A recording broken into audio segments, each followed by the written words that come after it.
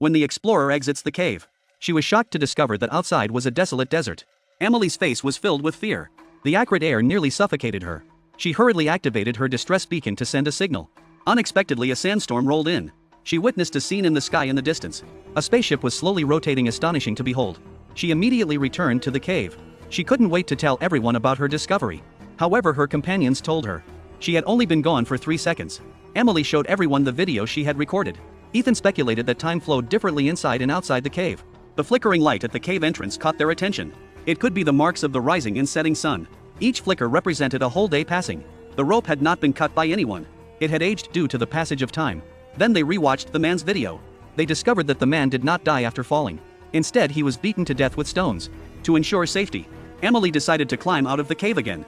Then she would lower the rope to rescue her companions. However, Emily's sister discovered from the video, each flicker of light represented the earth completing a rotation around the sun.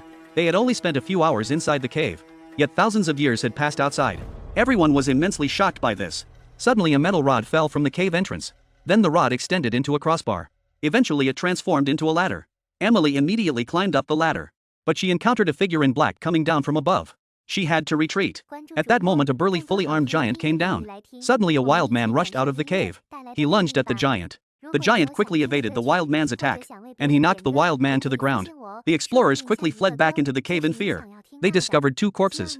To their shock, it was the man's parents from the photo. Their bodies were still warm as if they had just passed away. At this moment, the wild man noticed the explorers rushing toward them. To protect the others' safe escape, Ethan chose to fight the wild man alone. But he ultimately could not withstand the many enemies. He was soon killed by the wild man with stones. The others successfully evaded the wild man's attacks. Emily, worried about Ethan, decided to turn back to find him. At this time, the man in black also arrived at the scene. He filled a small container with water from the pool.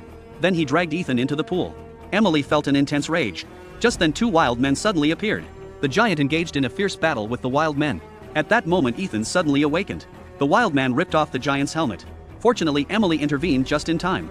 With her assistance, the giant ultimately defeated the wild men. However, the giant's life support system seemed to be damaged. They were unable to communicate due to the language barrier. Both sides remained in a state of miscommunication.